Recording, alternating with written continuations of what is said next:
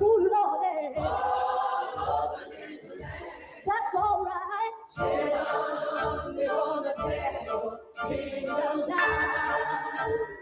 They like this beat. We're gonna kingdom down.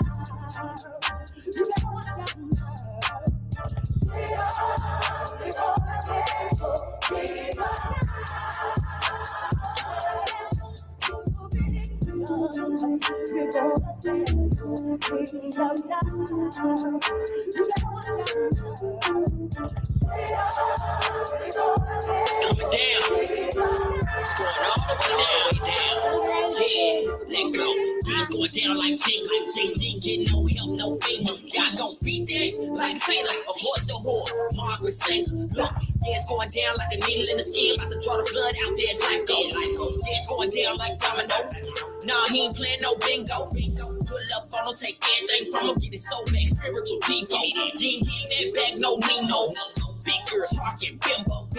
I am my brother's keeper. I'm not talking Nino. I'm talking about how Abraham saved life. Kiddo, let's go. Pulling the sword, drawing the blood. Revelation gon' reveal all. Spare the women, kill all those that don't consider his word. His word was given and his word don't come back void. It's going down. It's going down. I could not be here breathing and be comfortable if I was really as bad as they was making it. You know, nobody could be around me. So for me to be this calm, I must have some kind of inner peace. And my inner peace is knowing that once everybody take the time to really see what type of person I am, you'd be surprised that I stuck around this long. I have to make the life that I do live as happy as I can and try to do the best with what I have. You know, live the best life I can live, be as happy as I can be. Nothing is perfect for anybody. I don't know. Boys, I swear, I think I figured it out. You know why they don't want us redneck brothers and sisters and the hood brothers and sisters getting along? You know why? Because we'd be unstoppable.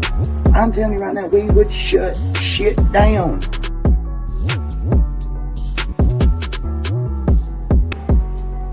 Yes, yes, yes. We will shut shit down. I hope my bun stay in my hair. Blessings, Uncensored Enlightenment Talk family. Welcome. You're here with your host, Grace Levi. You know, I'm in the building today. And as I promised, I have a special presentation for you guys. We actually have a series of special presentations for you guys. So you already know. I am the online resident of Dolton and Thornton. I have to reiterate that every day, okay? So I'll be creeping. I'll be paying attention to what's going on. And I want to share some of my findings with my fellow residents, okay? I do all of my lives to actually help the residents start to see the bigger picture. So most likely when I tell you we're going to do a 2 hour, we're going to probably do an hour and a half. Maybe a 2 hour today. You know, I'm going to break it up for you in segments so you can get particulars on the subject that we present to you today. So as you know, I have been warning. Can I put this on? Y'all probably going to be aggravated. Let me just do this one time.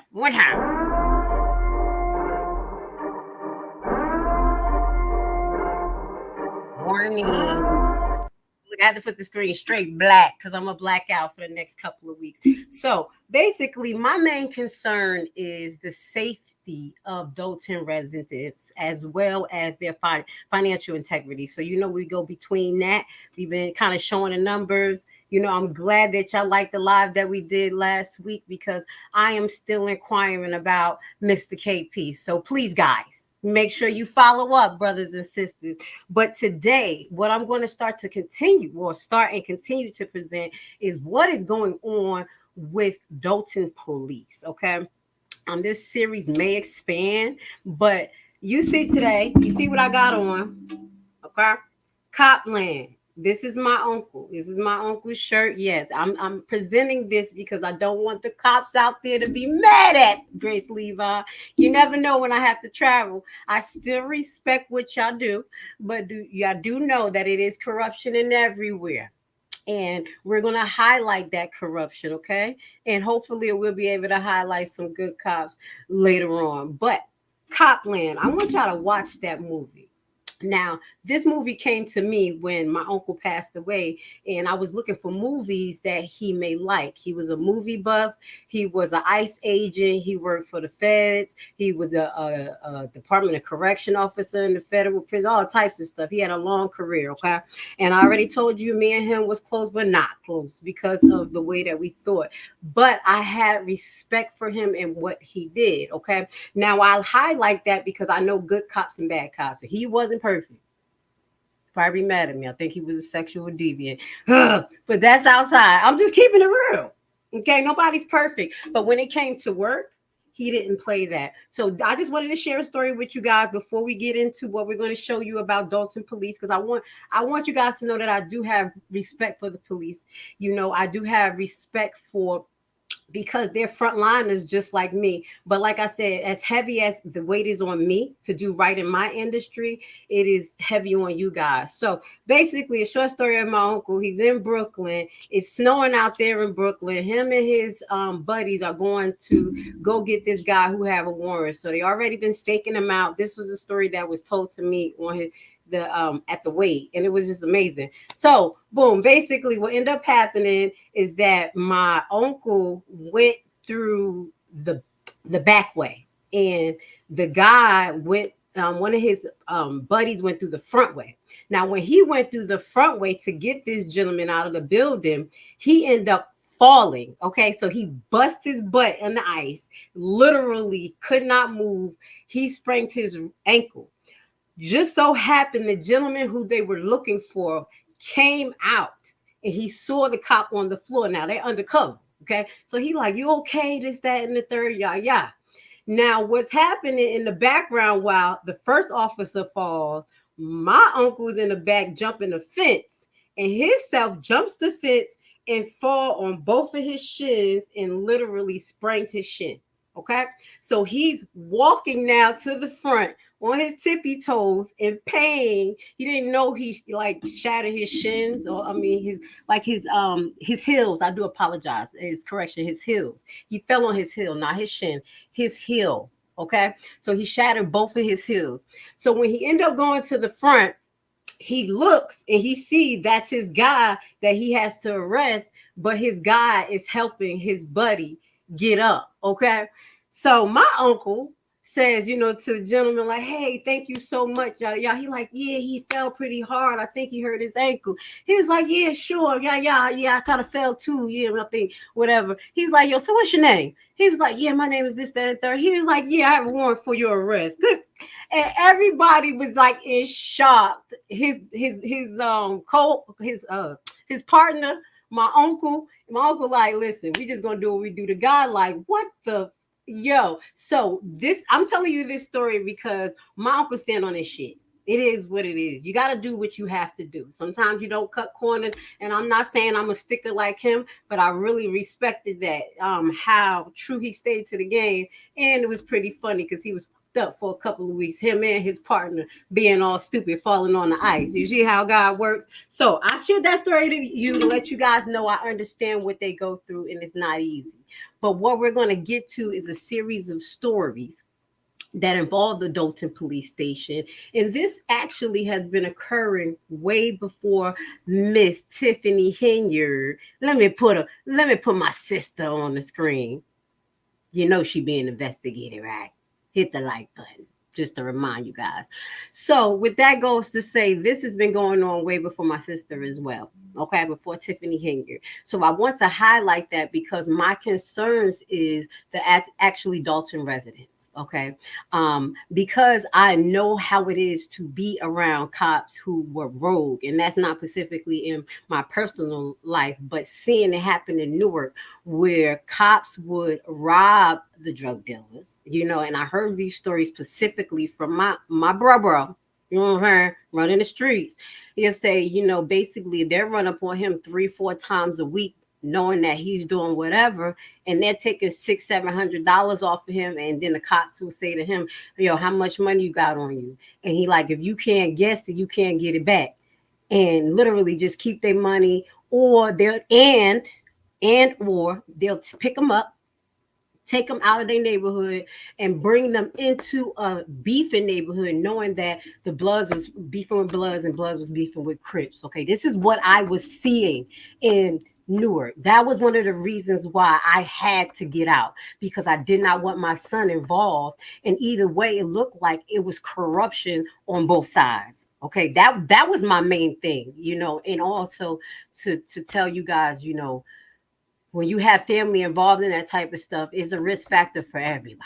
I'm just being honest. So with that goes to say, this particular subject touched my heart. So we're going to be highlighting that on this channel. So if you're interested, please hit the like button. And also we're going to be educating. Oh, shit. Did I say it?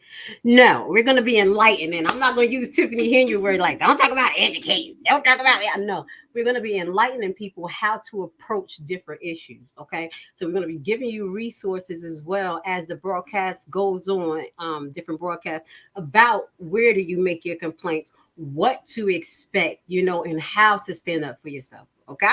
Does that make sense? Thank you. Thank you for being here today. All right. So what we're going to do now is start with John Franklin. Never heard of him in a day in my life. I had a problem actually finding a picture of this guy. I did not know, was this him or not? I had to really, really do my due diligence. And this gentleman was an actual chief of police in Dolton, excuse me, at one point. And under him, there was drama. Okay, so we're going to highlight the drama. And what I'm going to highlight too is drama and karma. Because what I'm seeing is that these rogue officers, or these officers who are compromised, seem to get their karma because they're dealing bad. Okay, so Mr. John Franklin, this gentleman, let's get to him first. We're just going to get to Mr. John Franklin. John Franklin, retired Chicago Police Department commander. John Franklin has been appointed. This is Streeter, new police chief, effective the first. I think this was in 2022. So I'm giving you an update because this is what I found of him. He replaced former police chief Robert Turner, who retired from the Streeter Police Department on June 26th, according to the media release. And let me get this man off the screen and let the article be up there. I always do that. Let me get the article up there for you guys. If y'all want the resources, y'all know I'll just put it. I'll put it at the bottom of the video. So let's just get to this article so we can get to know former Chicago police commander appointed Streeter chief of police. Okay, this is a little bit about him, and then I'm going to tell you what happened with this gentleman. Okay, so so according to the media release, the city of Streeter, in addition to his 28-year tenure on the Chicago Police Department, Franklin has served as a police chief of Chicago suburb Dolton, Illinois. So okay, that because I was really having a problem finding his picture. Okay, so the former 1982 Franklin rose through the ranks in Chicago Police Department as a patrol tactical officer, sergeant, lieutenant, and commander, and was assigned to lead numerous investigation teams, including carjacking, drug enforcement, high-risk entry teams, and area guns and gang teams. So this is a little bit about him and his background. So I had to just do a little bit. Now I want to tell you what happened under him. Okay. Dolton police chief wants to implement body cameras by next summer. So in September 2014, under him, he wanted to initiate body cam in 2014. My thing is, I don't understand why y'all didn't have body cams way before this. I know body cams was not just invented. So Dolton, y'all be moving kind of slow. I mean, not you, Dolton, but you see what I'm saying. Even to get a police report in Dolton, they say you have to come in person. I said, what the hell? What do you mean? I said, y'all don't do nothing online? Y'all got to get caught up on times out there. So this is in 2024 where not allegedly, Dolton Police Chief John Franklin says a squad car dashboard camera was a video when one of his officers recently became involved in a shooting with a man with a gun. He says the video backed up everything the officer said had to taken place. Chief Franklin believes police body cameras can do the same and cut down the number of complaints and what he calls frivolous lawsuits against police. Now, he's talking about frivolous lawsuits against police, but we're going to show you these police and him as well use the same system and go about allegedly frivolous lawsuits that he's saying that the people do. You're going to see the basic karma that these people get. You have a lot of people demanding video proof that someone took a step in the wrong direction, that the way our society is moving, and we have to move with it. This is Chief Franklin says. So Chief Franklin says he has 37 officers on the street and would need 42 cameras in order to have backup. He's not sure of the cost of the 42 cameras he needs, but says if the village of Dolton doesn't have the money, he'll seek grants and ask for business community to donate to the cause. Now, this is in 2024. So this was telling you that it was starting to be crime. I mean, not starting, there's always crime everywhere, but the crime rate was going up in Dolton. And at that time, regardless, he said specifically to basically mitigate frivolous lawsuits and lower these allegedly frivolous complaints. Why is it complaints? Because there may be some things that Dolton police officers are not doing correctly. Okay. Now, here we go. Is this, let me just make sure. This lawsuit in 2015 actually involved Lacey Lewis and John Franklin when he was the chief of police.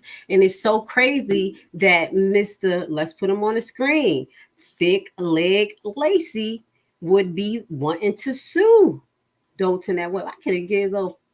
Check yourself on the screen. Put him on a glass. Okay. So we're going to get to this article because he has been entangled in nonsense and then wanting to sue Dolton as well. Let's get to it. Cook County Recorder. We're moving in like a ascending order. So this is in 2015 and we're going to get caught up. This is under Mayor Rogers. Okay. So this has not only been happening under Tiffany Henyard, as the residents has been saying, but it has been happening under Mayor Rogers, under at least these two administrations. So let's get to it. 4 police officers are suing Dolton. Mayor alleged unlawful retaliation. Same thing. You're going to hear the same tone, the same issues. And this is what bothers me because now you're moving on. This is not the second administration in Dolton, but we're just talking about these two. And to have this repetitive tone, it's saying that things were not being done. And I'm really grateful that you guys are standing up in Dolton because this is terrible. Let's get to it. 4 veteran police officers are suing the village of Dolton, the mayor and the police chief Dolton, and 2 village trustees alleged unlawful retaliation.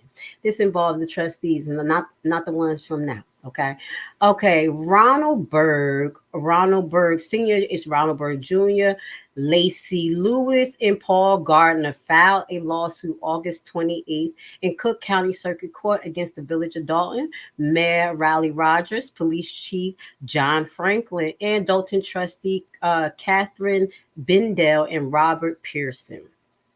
All are sued individually and in their professional roles. According to the complaint, after Rogers was elected mayor of Dolton in April 2013, he ordered the termination of Berg Sr. and Berg Jr., demoting Lacey and resigning Gardner to a midnight shift, all alleged in retaliation for April 2013 incident when Roger's campaign truck was ticketed by the plaintiff for illegal parking. And we're going to get into that.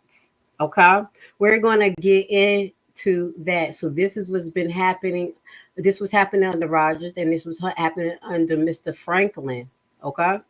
So we're going to get into plaintiffs seek the jury trial, reinstate to their formal position, a compensatory and punitive damage and litigation costs. Okay. So Dolton has been suffering lawsuit after lawsuit after lawsuit for many of years. So you already see these names starting to repeat themselves over and over. My best advice is get these people out of there because that all seemed to be connected. Okay, so let's move forward. We're just kind of showing you some of the drama. Now, for a former Dolton police chief end up getting fired behind this. Okay, so now you have Mr. Franklin. This is a really retaliatory area. Everybody retaliates on each other, and you're doing the same thing: retaliation, bullying, trying to control people, and then you want to sue. And guess who's suffering the consequences? After we finish this section, I'm gonna get to the questions, y'all. But I really want I'm gonna flow through this, okay? So y'all can see how this has been a build up. So a year later, in 2016, because we were in 2015, let's get to it. Chicago Sun Times. It highlights this was a June 24th, 2016. Suit former Dolton police chief fired for tickling the mayor campaign trail. So this is in connection to what we were just talking about. And here we go. Because Rogers came in there, you know what I'm saying? Retaliation and shit. This is some of the videos that we're going to highlight later on when Tiffany was Miss Goody Good trustee. Sounding like maybe I could find videos that Tiffany sound just like the trustees now, and I'm going to compare it. Okay, that's what we're going to do. Okay, because she was complaining about this jigger. She was complaining about him. Y'all know. So the former acting police chief of South Suburban Dolton claims he was fired in retaliation for one of his officers ticketing the mayor campaign truck the day of the election. He was elected in 2013. Came in there like, I could do what I want when I want to. Listen to the story. On April 8th, 2013, Ronald Berg Sr. Now, this is the details. Then now, Ronald Berg Sr., the one who was suing, and Lacey Lewis, too, part of suing them. Remember, Ronald Berg Sr. set a officer to the intersection of Shelby Boulevard and Green Road, where the truck was signed supported mayoral candidate Raleigh Rogers, was illegally parked according to the lawsuit filed Friday in Cook County Circuit Court. The officer, who is also listed as a plaintiff in the suit, and I would assume that may be Lacey Lewis. You see what I'm saying? They sent his old swine ass out there to be a gopher and end up being in the middle of some shit. Okay, so the officer who is listed as a plaintiff, the suit, told campaign workers to move the truck, and they complied, the suit claimed, that day. So the next day, the day of the election, the truck was parked in the same spot with rally workers handing out campaign material, and Berg again told the officers to, at this point, to issue a ticket. The suit said. So that's what Berg said. Okay. And this is what they don't want you to do, what you're supposed to do against them. So as the officers was writing the citation, Riley showed up, asking him to stop, and said he will take care of the ticket when he won the election that night.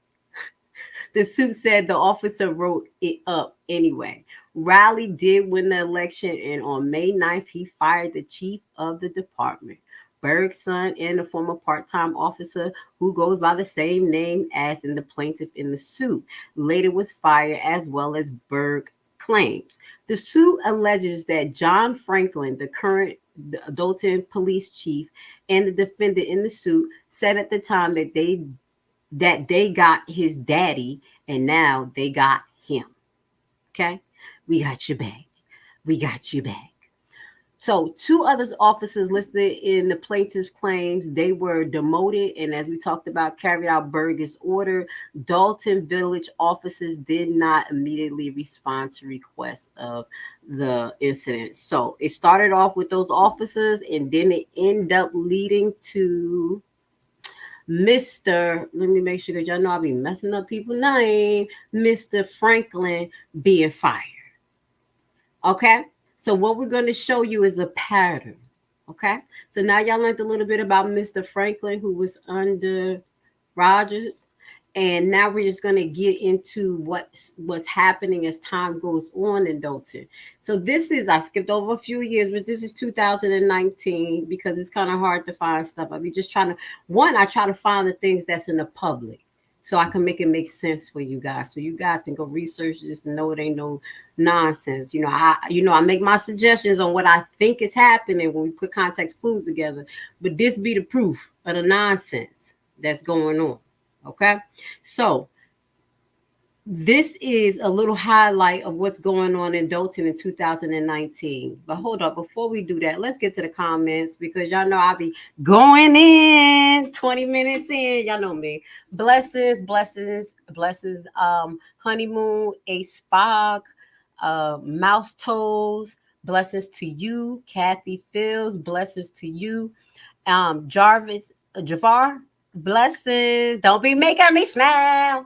That's my boy. What's up? Okay. So please hit the like button. Continue to get us in the algorithm. And we're going to continue with the broadcast. Let's get to it. So now this is the tone of what's going on in Dolton. And this is what bothers me, because it still continues to go on. We showed you extensively a breakdown of what happened with Alexis Wilson and how that story was misconstrued, made it look different. The mayor even came out and talked about it, and still to this day there's no real justice that happened. So that story really made me start to go in like, tag, if they can do that to a 19-year-old girl, and we know the circumstances and everything, what are they doing to other people? Let's just show you that it's not just her. Okay, that this is a tone, this is a behavior. And towards the end of the broadcast, we have a case to show you. And in that case, we have a series of about 7 officers who were trying to determine who's going to take a kill shot. Okay, so we're going to do that. If you could get through this live, I'm going to have that. If not, we're going to split it for you guys so y'all can watch it tomorrow. Okay, y'all know how I do, but I like to run down a lot. So man killed in shooting is 7th Dolton homicide this year. 7th. Sound a little bit like Fulton County. Wait a minute. Hold on. I thought I had the full article. Let me see if I can find the full article, because you be having to sign up for everybody's stuff. It be getting on my nerves. Let's see. Yeah, man, kill. Okay, cause they want you to sign up for everything. I got it. Jesus, I already signed up for the Sun. Something else. I'm not signing up for that. There we go. Fox 30. Oh, okay. I thought I messed up, y'all. My screen shrunk. Okay, let's put Chicago news. Always got it. So, hold on. Do I got it? Hold on, y'all.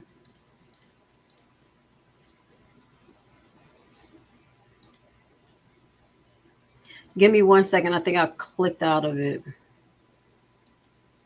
Don't you know no good? Okay, there we go. I had to sing for y'all. Don't you know no good? All right, here we go.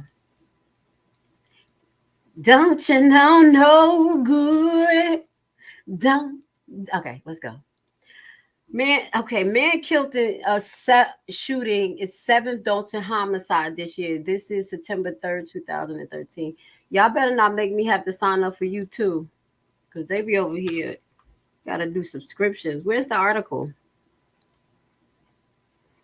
I think we're having a little issue, y'all. All right, if I could get back to that article. Y'all see it? Y'all see it gonna do me?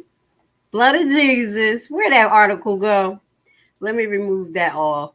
And we're going to at least use that as a reference point. That man killed in 7 shooting in 2019. Okay. This is the tone of what's going on in Dolton. Y'all not going to stop my hustle. You saw how that was blank?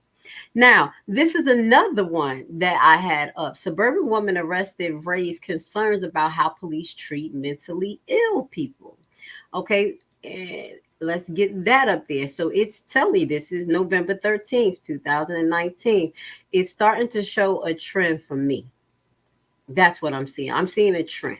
Are you seeing a pattern here, guys? Yeah. Police mission statement says the department's highest priority is protection of all.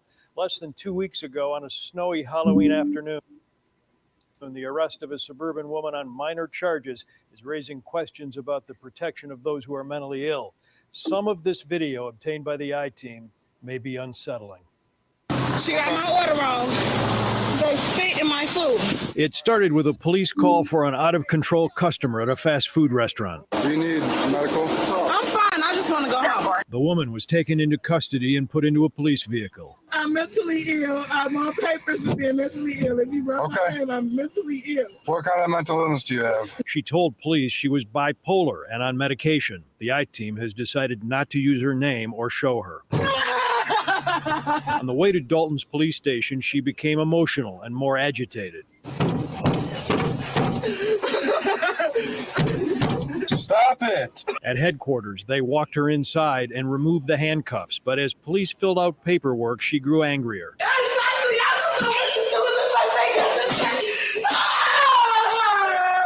It's my word against their word. It's always going to be like that. I'm never going to be right. And things went downhill from there. No! She removed her shirt and wrapped it around her neck, tightening the shirt as if to simulate hanging. When one officer moved in to help the woman, he is seen to be held back by Dolton Deputy Police Chief Louis Lacey.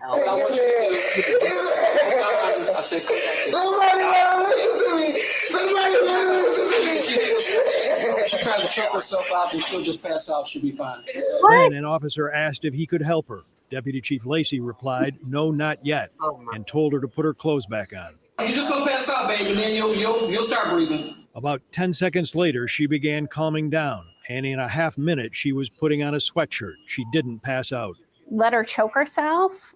Certainly, obviously not okay on any standard. That comment was just completely callous and dangerous. The Disability Civil Rights Group Equipped for Equality said police should have de-escalated the situation. I think it was appropriate for the senior officer to tell the responding officer not to touch her and to kind of gently make some space. Again, that body cam recording. You're just gonna pass out, baby, and then you'll start breathing. I knew she couldn't let herself pass out.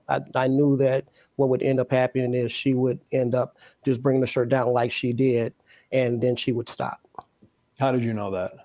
From my experience as far as being a police officer. I seen somebody attempt to, when I say choke themselves, pull their shirt over their neck and then let it down. I see. And that's exactly what she did. Dolton's police chief, Ernest Mobley, told the I-Team that his command staff would now review how the incident was handled. We asked a civil rights attorney and a mental health expert to look at the police body cam video. When I watch a video like that and I see anyone being treated in a way that feels unfair or not best practice, as a mental health advocate, it's heartbreaking. The police did not arrive when she was in a state of crisis. They actually escalated her to the point of crisis. Both experts said this incident suggests additional training could be helpful. If someone feels hopeless and out of control to the point where they're threatening and attempting suicide in front of law enforcement, our understanding is that that woman should have been transported by way of paramedics or the police to the hospital for a suicide assessment. Thank you. And for safety. Looking back on that incident, would a better thing to have done have been to help her or put her back in handcuffs so she couldn't do this anymore? Well, you got to understand that she was already acting in an irrational manner. So continually trying to restrain her because she was actually coming down from whatever was going on with her would probably have been worse than continually try to detain her. Let's stop right there. Okay, I got some things to say about this from all aspects. Look at this. Look at this. I'm not going to say bad words today. No bad words. But let's keep this clown on the screen. Now, what I will say, first and foremost, it was a mental health crisis. So from the beginning, soon as they brought her in, they should have brought her straight to the nurse, whoever was working in healthcare, to do a mental evaluation on her to see, okay, are you clinically diagnosed with bipolar? Do you take some medicines? What medicines do you take? When was the last time you took medicines? Not to specifically just shove medicines down her throat, but to try to validate what was going on with her mentally. For you to let a grown ass woman stay there and wrap the thing around her neck, you obviously don't have no common sense to see that she is mentally unstable. So when you say mentally unstable and not behaving properly, as you said, that means that mental health specialists was supposed to be called, or different tactics was supposed to be taken.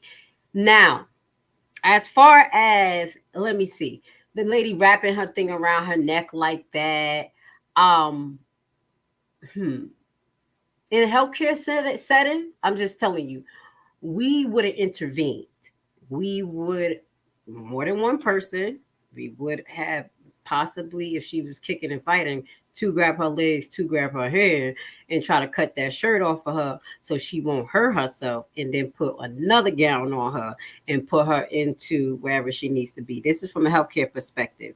For him to say, no, it was fine. You saw how it ended. We were okay. It shows the lack of critical thinking as well as care. Look at the dumbass face. Y'all know I'm gonna have to drop one curse. Look at this jigger, stupid ass face. Okay? So this is gonna highlight to me something else that we're bringing up, and the reason why something else happened, that ass didn't pass the test. What test? The police test. You're not really a deputy, right? Whatever he's supposed to be. You're not a chief. You're acting. And that's the reason why, because you're an idiot. So this right here just shows the pattern of thinking, and to know that he wasn't even in charge.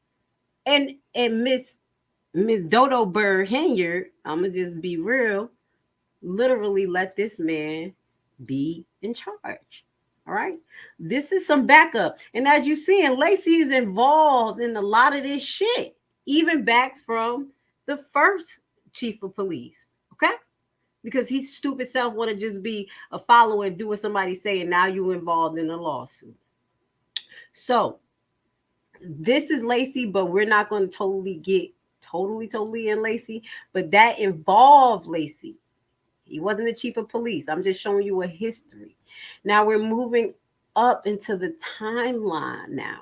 Henyard's timeline, where she comes into Collins being the chief of police. Okay, so this 2021, before I think just a little bit before Collins. Let me see something. Okay, so we got this just before we talk about Collins. We have another appeal panel reverse decision awarding $100,000 fee to cops who settled retaliation lawsuit in Dolton. This was in 2021. Now I'm going to read it to see if it has something to do with the one that we had just talked about, or if this another set of officers. And this is highlighting the reckless behavior of the police. Just dumb shit, though. This is not even killing. We're not even talking about killing yet. We're just talking about stupid things that they doing amongst each other. And guess who got to pay for it? Right. Let's get to it. They don't care. Tiffany don't care. They don't care. February 9th, 2021, appeals panel reversed decision award $100,000 fee to cop who settled retaliation lawsuit in Dolton. A state appeal panel has reversed a Cook County judge ruling as determined from former Dolton police officer who publicly clashed with his chief and village officers. Can't collect $100,000 in attorney fees, and part of the settlement of his whistleblower retaliation claim. Now, this is, David Graham. He's part of this. So that guy, okay, David Graham. Okay, so David Graham sued the village of Dolton and police chief Robert Collins. Now, I do apologize. This is separate because this has to do with Robert Collins, okay? Now, we're getting into Chief Collins. Thank you. All right, so David Graham sued the village of Dolton and police chief Robert Collins in Cook County Circuit Court in September 2017. He alleged they deprived him of his salary benefits while he was off on medical leave as an alleged illegal response to complaints Graham made to the village, county, and federal authorities earlier in the decade. He alleged that the village and the police chief violated the state's Whistleblower Act Police Employee Disability Act, and Wage Payment and Collections Act.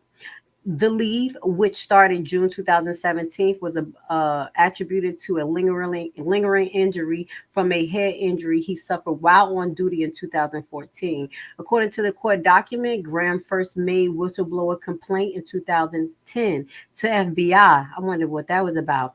And it says, as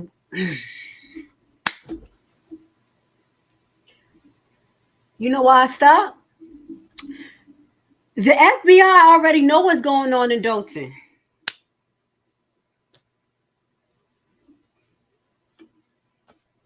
Excuse me.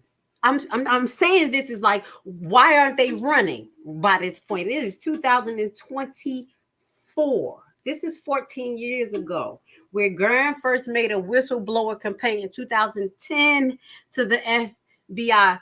No disrespect. Y'all see why I'm not too like, oh my God. Don't hold your breath. I love you, Popo, but you need to do your job. As well as the Cook County Public Corruption. So he reported to the FBI, Cook County Public Corruption, Financial Crimes Unit. These seems like the same people who is being notified about Henyard. Collins did not become chief until 2015, after which Graham filed complaints directly with Collins. The party settled in July 2019. In the deal, the village continued to deny Graham allegation, but placed Graham on paid leave for 14 months, retroactive to May 1st, 2019, among other provisions. I do apologize. After the parties finalized the settlement, Graham filed a petition to recover legal fees as the prevailing party. He also argued that since the settlement terms entitle him to Employee Disability Act benefits, he could collect under 2 state laws. He was trying to burn them, known as the Attorney Fee and Wages Action Act and the Wage Payment and Collection Act. Cook County Judge James Sander largely sided with Graham, writing both sides agree Graham was the prevailing party in his lawsuit and that Dolton and Collins didn't object to the rate his legal team charged. Dolton, how the hell y'all been surviving this? The village and Collins appeal, arguing Sanders incorrectly concluded the settlement is that established a contract under which the village could be made to pay for Graham's lawyers. They say he's a contract. The Illinois First District Appeal Court ruled on the appeal in the order issued February 5th. Now, Justice Maria Mavak and Sharon Johnson concurred. The order was issued under Supreme Court ruling 23, which restricts its use as precedents. The 3-justice panel said the settlement agreement language concerning who is the prevailing party isn't sufficient to uphold Graham's position. So basically, he was trying to come back for a little bit more money, but he already got money, okay, related to corruption. Under Collins, the same Collins who going to start complaining coming up, okay? You're going to see the pattern. You're going to see the fucking pattern here. It's just ridiculous. I said, what the hell is going on here? So let's move forward. Now we're getting more into Collins, okay? 3 former employees sued Dolton Mayor Tiffany Henyard for wrongful firing and corruption allegations. So we're moving forward now. When Tiffany comes in, just before she fired that ass. Fire that ass. I'm sorry. Let me get him on the screen. Then this before his ass get fired. Okay? What's going on with him? Let's get it on. Let's get it on. These 3 former employees sued Dolton. Let's get them on. I don't know how Dolton survives this. That's why they're hiding the finance. There's no fucking way. I love y'all, Dolton. Y'all better get out while the market is good or something. I'm not being funny. This right here It's too much. They got to be transparent, or they're going to consolidate y'all into another county or something. Just merge you. It ain't going to be no more Dolton. It's going to be whatever county going to be able to take y'all. I'm just playing. But I'm being honest, though. It's just weird. It is too much, and I don't know how much a county could actually handle. 3 former employees sue Dolton Mayor Tiffany Henyard for wrongful firing, aiming corruption out accusations. Let's get this together. Let's listen. Now we up to Miss Henyard, super mayor. 3 former village employees are now taking legal action against Dolton Mayor Tiffany Henyard for what they described as a toxic work environment that eventually led to their wrongful terminations. The way she treated me and other people was wrong. Sabisha Williams is one of 3 former village employees suing Dolton Mayor Tiffany Henyard and the village of Dolton. These 3 cases are all based around the same premise, that these are wrongful terminations at the hands of Mayor Henyard and her administrations. All 3 of the former employees say they were fired at some point near the end of 2022. Williams says the workplace environment worsened about a year before that, starting with the mayor asking her to do things that she says were unethical. Withhold building permits, business licenses to people that didn't donate to her campaign. We went over her case, Miss Williams, okay? And I'll put it in the link so y'all can see. We went into her case and what she went through, which was ridiculousness. Or just people she didn't like in general. Williams says she continued to raise concerns about that with the mayor, but she was later moved to the water department before eventually being fired. I was the only person at that time that knew how to process business licenses, but they moved me to the water department anyway. Another complaint in a lawsuit on behalf of former Public Works Department employee Karen Johnson claims that she was intentionally treated differently from other similarly situated employees and that there was no rational basis for the difference in treatment. The lawsuit also states Henyard restricted certain village and or township employees' access to village and or township buildings. It's all part of a lengthy list of accusations against Mayor Henyard, which also allegedly included a tarnished relationship with her village trustees. We did a mock trial to practice muting the trustees because she didn't want the trustees to have a voice. She even admit that she played a role in that. You see what I'm saying? I know it's hard. You know, you don't want to just quit your job the first day like, okay, I quit. This shit ain't right. But Jesus, you see, and we always said that in the meetings. When people talking and they saying good stuff, they mute the mic. So here goes the proof, because I overlooked that comment when we talked about that. I think I showed a video of her. It probably wasn't this particular one. But for her to say that, we peeped that. They still do it now. In her words, she was at war with the trustees. One of the former employees is hoping to get her job back from this lawsuit, while the other 2 are just hoping to move forward, as they say this has caused emotional and financial damages. I didn't want to file at first, but it just didn't sit well not to do nothing. So a court date is still pending for these lawsuits. We did reach out to Mayor Tiffany Henyard, as well as the village of Dolton and the village trustees for comment, but we have not heard back. From Dolton, Mayor Kawash. So this continues to show environment of retaliation. Shut up. They about to start talking about Biden. I ain't about to talk about no daggone Biden today. Old man Joe. Anyway, what they're showing us is a repetitive issue with retaliation. Whistleblowers being retaliated on, people who are doing corrupt things, and then all of a sudden, when the fire's on their ass, they want to go back and sue Dolton. And at the end of the day, you remember what I said. You know who's suffering? It's none of them. They're going and getting these big paychecks, and the residents of Dolton is suffering. Okay, so now we see, Collins involved in some nonsense. Okay. Hold on one second. Wait. And Collins, it was here at the time as well, where these 3 former officers were, complaining about this stuff. So as Collins starts to look, things are starting to go to the left for him as well. And he's not liking what's going on. Former Dolton police chief exposed Mayor Tiffany Henyard alleged misuse of police detail, as we know. So what we're going to do is just do a 3-minute flashback. Just a 3-minute flashback so it can all make sense. All right. Let's get that off the screen. And now we're back to it.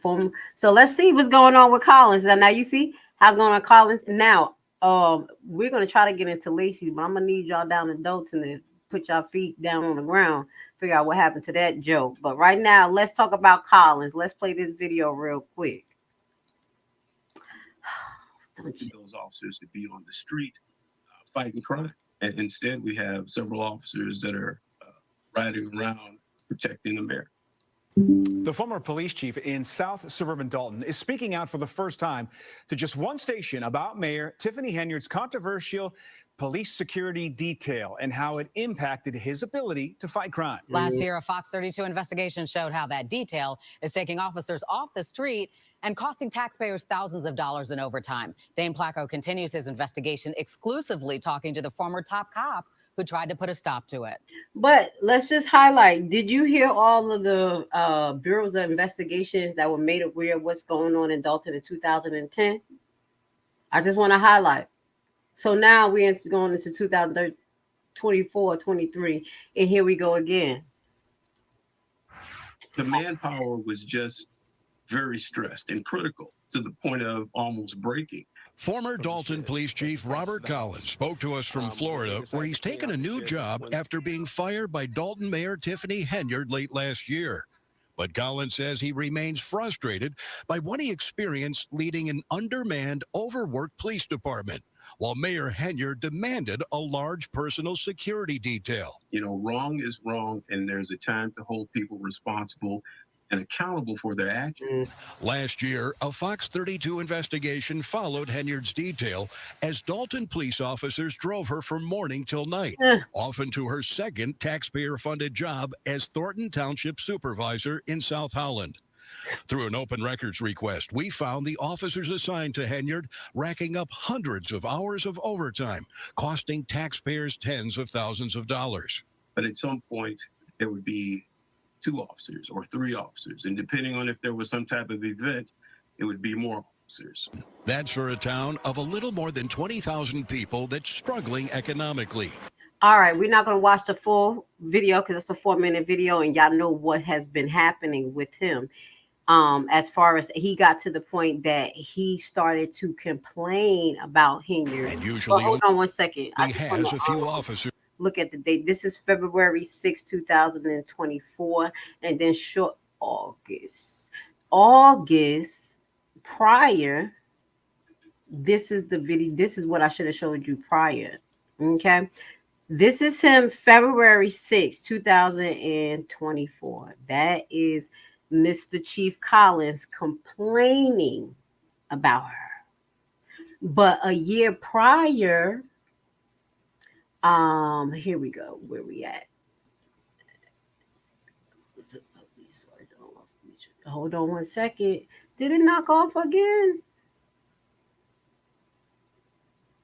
Hold on. Don't do that to me. Let me get that. Here we go. I want to go and do that. Okay. So just a year prior, as I mentioned, before he started complaining like a bitch ass niggas, he was doing this. He was there. He was involved in this right here.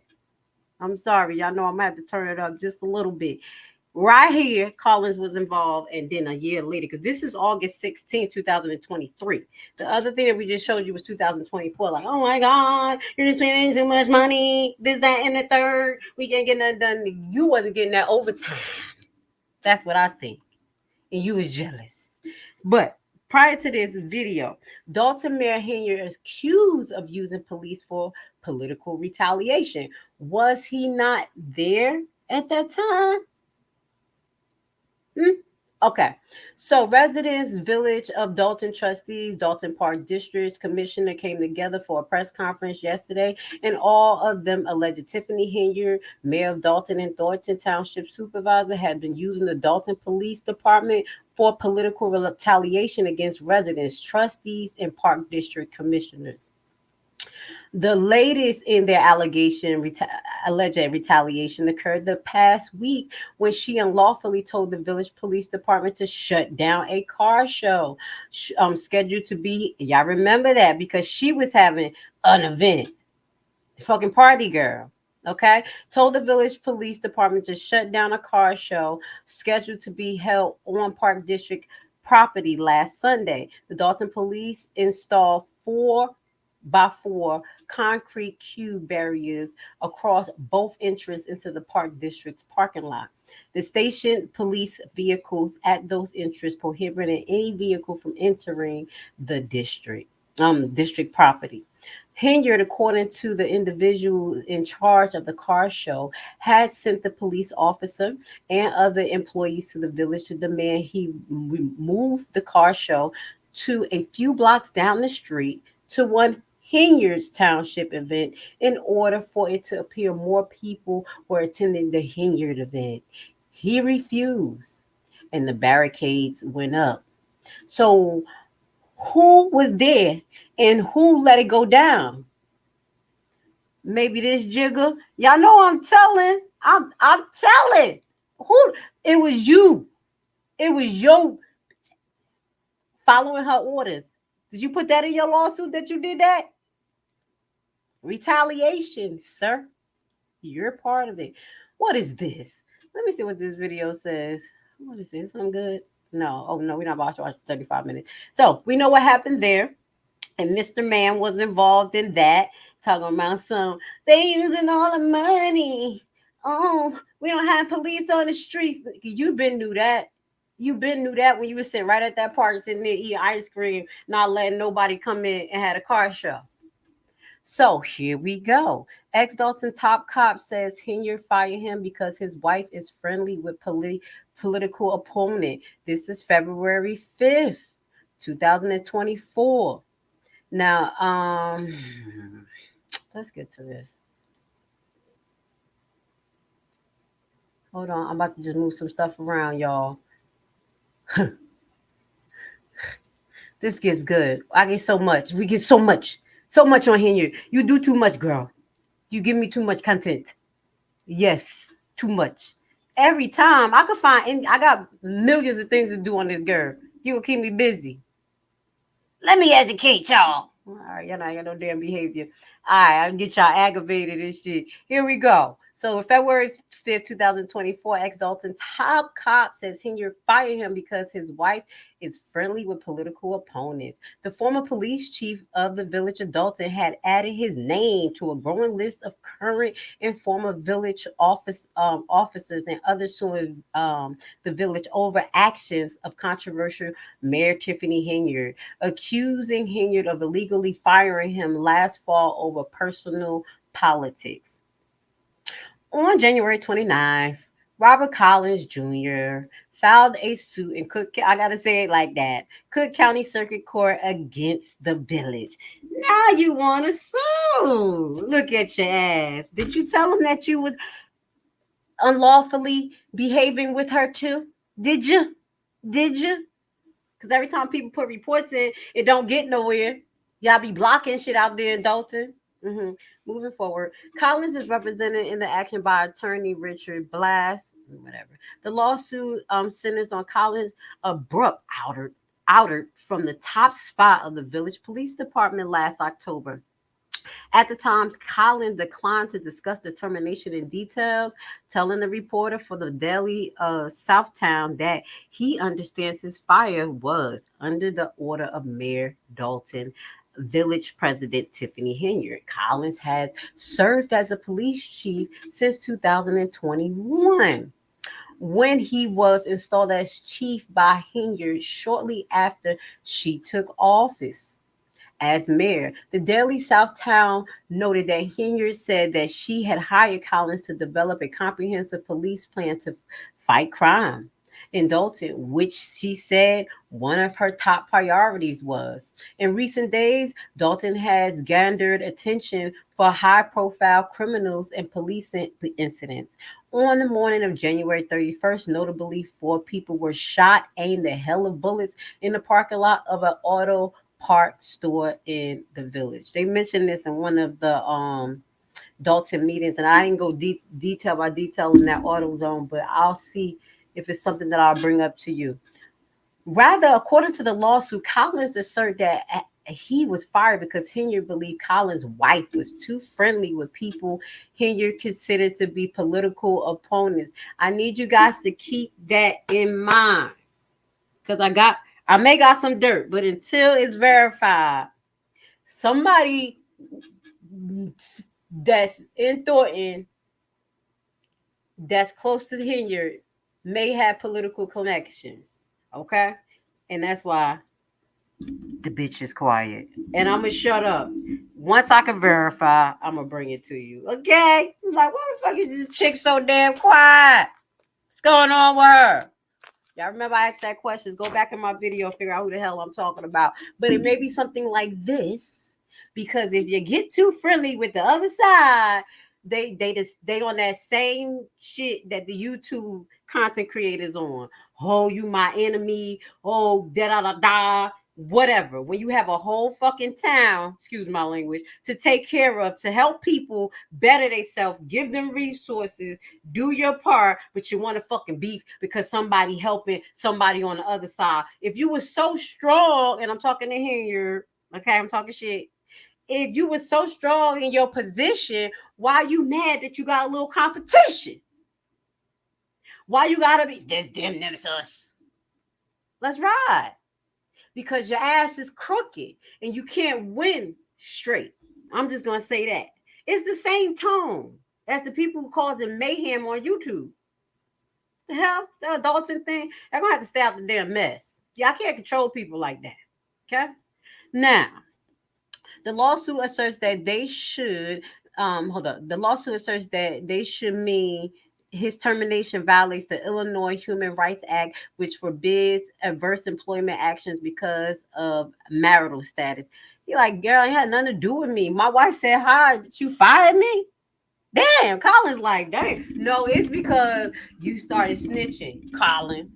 You was mad, possibly, that you wasn't getting paid like that guy who got that big ass check because it wasn't your name. It was somebody else that was hanging and swinging from Tiffany Henyard tetes, and he was getting all the overtime, and Colin got mad, allegedly. I'm just throwing extra sauce in the shit, y'all. Y'all know I gotta throw some sauce in it. But y'all see that this is a merry-go-round, okay? Okay, on January 8th, for instance, the family of 2 men were either killed or severely injured following the police chase Dolton. So this is when they start to go in. The lawsuit is just the latest allegation. So that's when they start talking about the other allegations that's going on. We went into the $33.5 million lawsuit. What happened with that car accident? How thick-legged Lacey was a whole damn fool. They were driving reckless in the street, chasing him for no reason. I mean, he was drunk, but damn, all you had to do was just get the license plates and catch him on the other side. Took the man whole life. And the other one is like permanently disabled. Lacey, thick leg ass Lacey. We looking for you. Heard you bitches looking for me. He like, nah, there I go, don't go. There I don't go. All right, so now we're gonna keep it moving. Please hit the like button. How far are we into this? We're about an hour. Damn, I could just talk. Let me see if y'all said anything else before we get into the incompetency. A little bit of the incompetency. Okay. Y'all remember who this. This is okay. Let's get into the incompetency, and then I'm gonna get into the question. Just if y'all got anything to say. This is fucking ridiculous. So Henyard came up in this like none of y'all about to be smarter than me, motherfuckers. Ain't none of y'all. I don't need no degrees. I don't need no cheese. I don't need degrees. I just need cheese. Okay. Give me the bread. All right. Let's read this together. Now, this has been another issue. We're coming up into current times. This is June 23rd, 2024. Okay. Lawsuit alleges foul police sergeant test scores. unlawful police sergeant promotion. That's probably why Lacey is nowhere to be fucking found. Even though he did all that bullshit, like, chase Jedediah for no reason in the wrong jurisdiction, be involved in the $33.5 million lawsuit, be involved in the case that we talk about today, who's going to take the kill shot. But I think this stupid thing, well, it's not stupid because he's supposed to be competent, is what got him in trouble. Okay. And I'm going to get back to the comments. So some of y'all was like, is he a doctor? No, but we got expectations. I'm going to explain to you. So, Illinois leaks. Do we got it on the screen? So, an amended complaint was filed earlier this month in the Cook County Circuit Court naming Dolton Mayor Tiffany Henyard in her individual capacity. Dolton Police Chief Louis Lacey in his individual capacity, and Dolton Board of Fire and Police Commissioner member DeVote Stewart in his official capacity. We don't have to read this lawsuit. The complaint alleges falsified police sergeant test scores, unlawful promotion, and that the BOF-PC is required to have 3 commissioners. However, Mayor Henyard has yet to appoint any replacement of the 2 vacancies. I thought it said vaccines. Vacancies on the commission. I was like, the vaccines. Okay. Why I say that word? The result of the 2 vacancies is that no business may be conducted and no official actions of commissions can happen due to the lack of quorum, even though pseudo-official action has purposefully taken action. Pseudo-official. Lacey. Promotional testing for police sergeants was conducted, with all promotions shall be made from the 3 having the highest ratings, according to the rules and regulations of the commission. 5 officers tested and 3 of the 5 failed. Vincent Noose, Terry Young, and Michael Gillyhood all failed to qualify with the required 70% score, even after chief merit points were included. So they gave them points and they still couldn't even get a 70. But they didn't mention Chief Lacey's name. Let's see if he one of them. A final list, Exhibit 1, must be created by a duly appointed commission during a public meeting. However, the list was published on November 3rd, 2023, without the required commission membership approval. Sounds about Tiffany. With the 5 individuals named, including 2 who passed and 3 with their failing scores.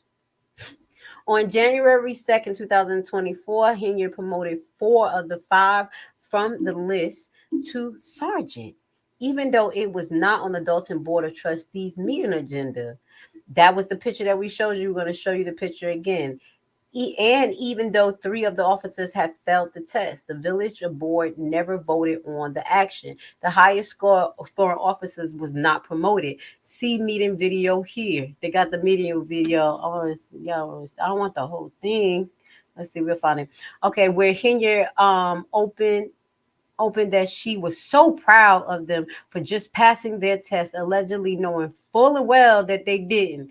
On January 8th, 2024, Exhibit 2, the sole member of the commission published a revised police sergeant promotional list with all 5 testers allegedly achieving the passing score. Oh my God. Did somebody change somebody's scores? This broad is fucking ridiculous. You told me the FBI ain't supposed to be there already? She ain't supposed to be in Guantanamo Bay?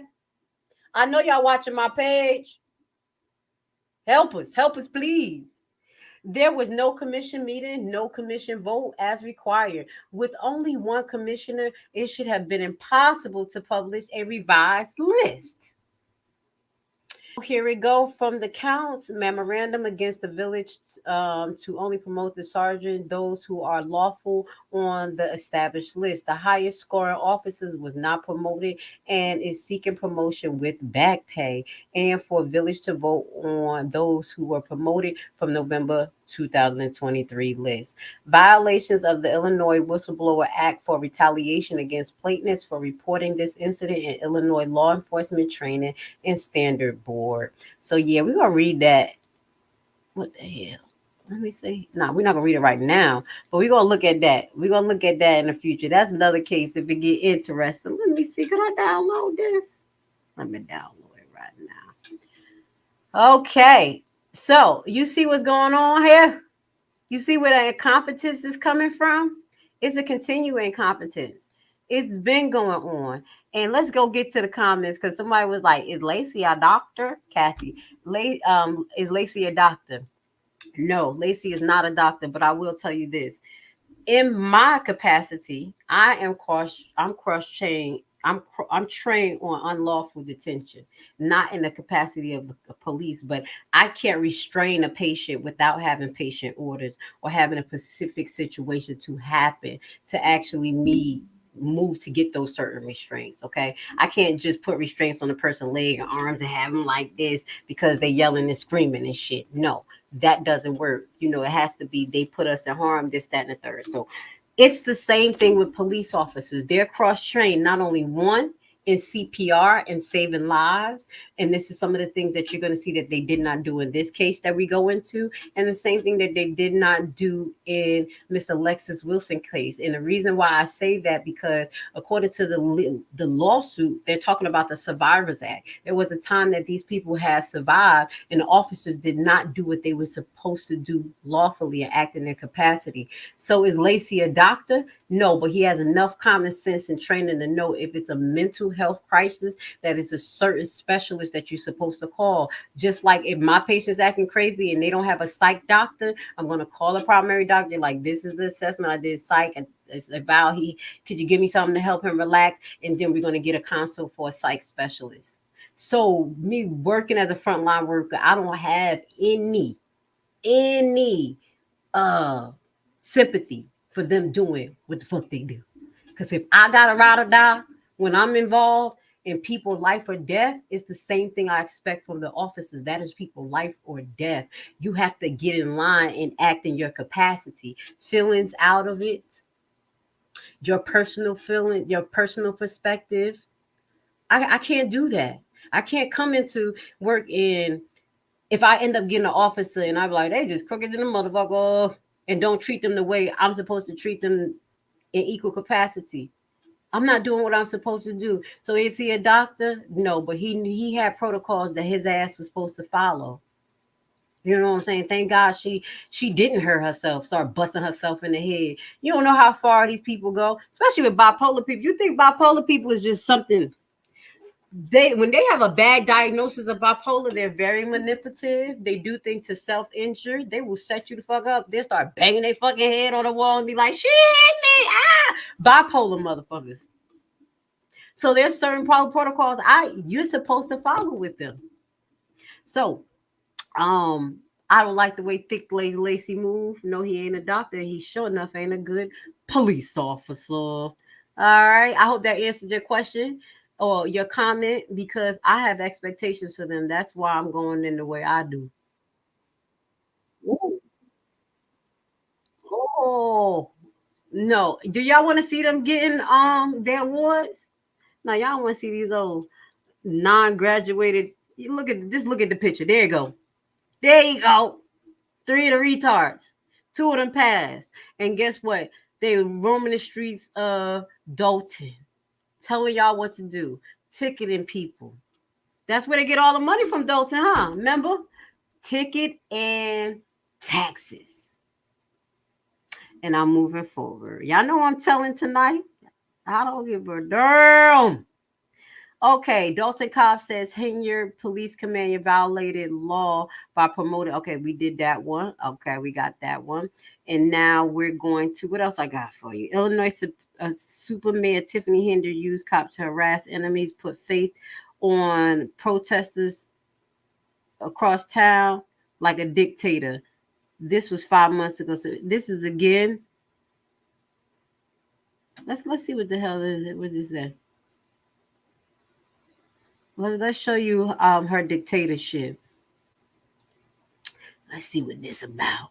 And then we're gonna be getting to the case soon, okay, guys? Let's see what this broad over here doing, acting up. Hit the like button. Oh, and I saw my favorite fave, Miss Cara Wilson's blessings for being here tonight. You know you always welcome. All right, let's get it. Okay, let's see what this is about. It's a 40-second clip. Let's see what this is about. Look at her. Look at this. Be ashamed of y'all. Wait, look at this. I ain't even press play. Her fucking mouth. Look at this broad mouth. Fucking predator. All right, let's go. All right. Because y'all got false narratives out there, and y'all should be ashamed of yourself. Y'all black. Y'all are black. And y'all sitting up here beating and attacking on a black woman that's in power. Y'all should be ashamed of yourselves.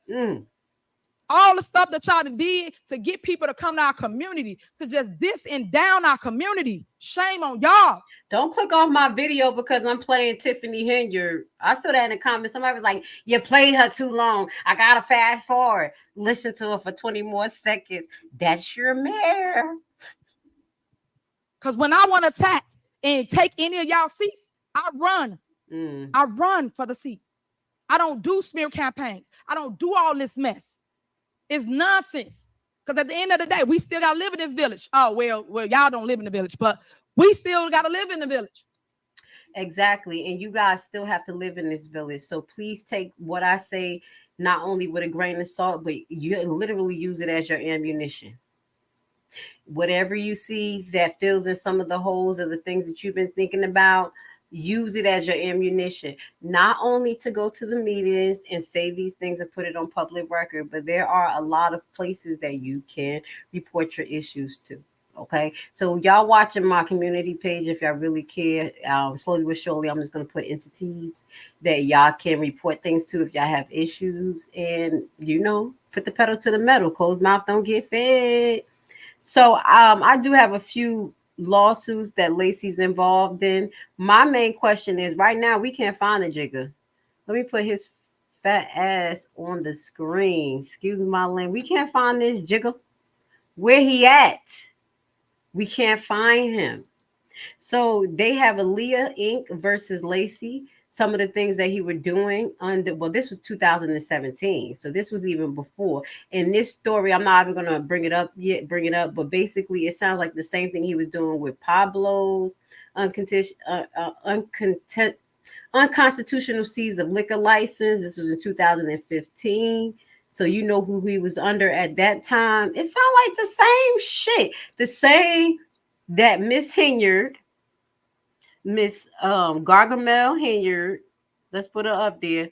What she complained about as a trustee is exactly what she's doing right now. We're going to show the proof, okay? So Leah Inc. versus Lacey Lewis was another case that I found. Also, I want to just go through this and we're going to start to get to the case, okay? Man fatally shot by Dolton officers. Okay, we're going to get to the case now. But before we do that, we're going to read this article because it's going to kind of highlight in 2023 three or four cases that happened. And they're showing it's a problem in Dolton. It is a problem. Outside probe underway in fatal shooting by police.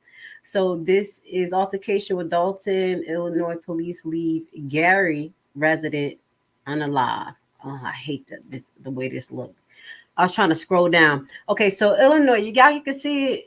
This is a little different. I don't know why they set this up like this. It sucks. Okay. Illinois State Police said Monday they are investigating the shooting death of a man from Gary alleged by police officers outside of Dolton, a Dolton home Illinois home. The shooting took place earlier April 21st outside a home in the 600 block of East 144 Place, according to the state.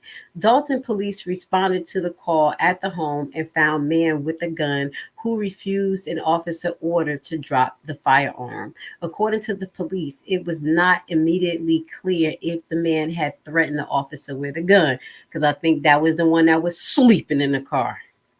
The man was shot. The man was was identified by the Cook County Medical Examiner on office as Timothy McDaniel. So Timothy McDaniel. This is not the one we're going to be talking about today. We're talking about someone else, but we're going to talk about I think hold on, let me just make sure. Hold on. Yeah, no, we're going to be talking about Timothy McDaniel today. That's what we're talking about, because there's another one. It's so many, y'all. So we're going to be talking about, that is the kill shot. Okay, this is the kill shot case. Timothy McDaniel, okay?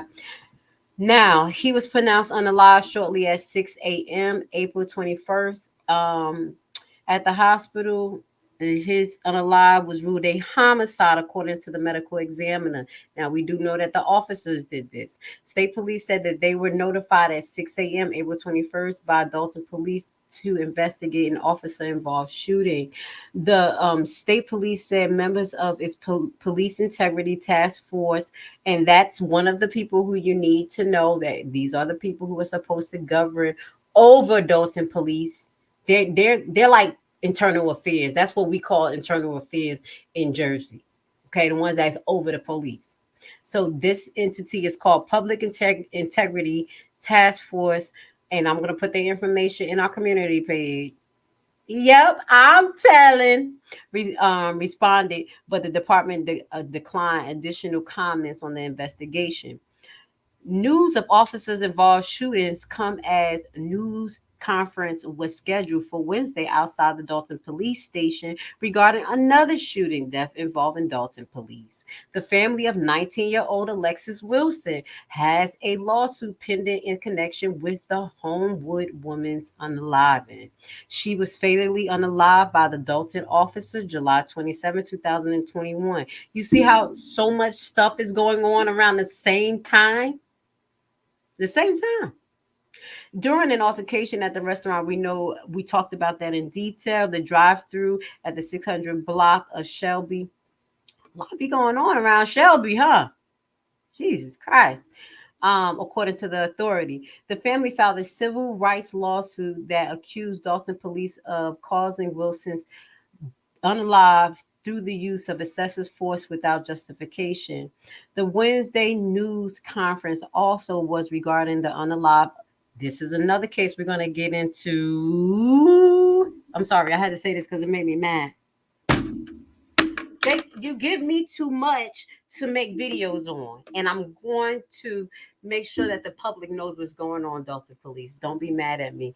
You better fight for the people, because your family is out here being subjected to this shit, and you never know. So this is another case that we're going to be bringing up soon. The Wednesday news conference also regarding the unalive of a 29-year-old Darius Wilson. She's not related to Alexis Wilson, this gentleman, who was unalive while in custody of Dolton police in October. Is that cell block 3? Is it cell block 3? Please, if anyone in Dolton have any more information related to cell block 3 and you would like to come and talk about it, give me some information, give me some cases to look up when I put his up, because I do have some more background information about the numbers of death that has been taking place in Chicago, in state prisons, in county jails, all of that. You know, I got the data. But I just need some names so I can start showing you the trends. So this gentleman was 29 years old and was found unalive in custody of the Dolton police station. Separate from the Dolton shooting, I'm trying to change the words, the medical examiner official's office has reported that a homicide of an 18-year-old Devin Barkdale of a 700 block radius 144th Street in Dolton. He suffered multiple gunshot wounds and was pronounced unalive on April 22nd. Now, did they say the cops did that? I gotta look that up. Okay. His death was ruled a homicide, but police did not provide additional information. So obviously that had to do something with the police too. So I'm going to be showing some of these cases that we mentioned to you here, in addition to what we're going to show you tonight of the kill shot. Okay. So please hit the like button. We're going to start to get into the articles and the topic of the night, the last part, where we're going to get into the case of Hall versus Dolton. And that's Hall, they're in representation from Timothy McDaniel Hall. Okay, so that's his last name. And what we're going to do is going to let the reader read it, because I've been on for a while. Y'all know I'm going to be watching it with you guys in the comment. But that's what we're going to do, because when I separate it, it's going to sound better. And we're going to get it, and I'm going to stop and I'm going to talk, okay? All right, so let's get to it. If this is not showing that something is severely wrong in Dolton, I don't know what can show you. This is not to downgrade the police, but it is to say you got a fucking problem. And that not only incompetence, corruption, pettiness, nonsense, you are costing Dolton residents millions of dollars. The way it sounds right now, it sounds like about billions. It's going to get into the billions the way y'all doing shit. Dolton police shoots an unalive man in backyard of home. So this is the video where we're going to get into the case. News: a deadly police shooting in South Suburban Dolton. CBS 2 investigator Megan Hickey force outside. Now, I was kind of confused because the way they tell the story, they don't tell the person's name and then they try to switch it up a little bit. So I'm just giving y'all a heads up. I know this is the same case from my read. It took me a few hours. I was like, damn, won't they say the name? It's so many going on. But y'all going to see how it slightly changed. Because they say an armed man, and now this is Dolton police shoot kills man in backyard of home. This is how it first starts. Okay. Breaking news: a deadly police shooting in South Suburban Dolton. CBS 2 investigator Megan Hickey force outside the scene where it happened with new details. Megan. Right, Dolton police said it happened sometime between 5 and 5:30 this morning, and talking to neighbors, that's about the time that they say they heard gunshots. Take a look behind me. This is where they believe that the shooting happened. You can see the tire tracks from a vehicle back here. There is an evidence marker and some blood in the grass. Now, police tell us that a call from a woman came in about an unwanted subject. Again, we're at 144th Place in Dolton. Police were not sure about the relationship between the caller and the subject, but upon arrival, they encountered this person. He was in his car, and they determined he had a weapon as he was sitting in the car. They say they made several attempts to get him to put it down, to surrender that weapon. He did not, and the officers shot and killed the suspect. The weapon was recovered on the scene. It's important to note there was an order of protection in place against the subject by the caller. The subject is late 30s, early 40s, according to police. And moments ago, we spoke to rattled neighbors here on the scene. So I heard the gunshots. I immediately got on the floor because you don't know, where gunfire is actually coming from. It sounded from it, but it could be anywhere. So I alerted my mom, and she's like, "Yeah, I'm hearing this gunfire. What's going on?" And I said, "Someone's shooting." So I called the police. All right, so now we're going to listen to another version, because you're going to see how shit escalate. It just changed. I'm like, okay, which one was it? Which one was it? This is April 21st, the same day, 2023. So it's like and this is the same thing they did with the Alexis Wilson case. You just change and mutate different shit. Be consistent. Report the facts. That's why I don't trust nobody. Grid like, I don't trust you. I don't. Let me go stop. A man dying in a confrontation. There are many questions in Dolton today about what led up to a man dying in a confrontation with police. It happened just before 6 this morning near 144th place, but police have offered so far very few initial details. So NBC5's Karen Aguilar is live in Dolton today with what she's learned from police so far today. Karen? Dolton police said that officers ordered a man to drop his weapon several times and he refused, leading to the shooting. I just heard I heard some commands that the officers, I guess, had given.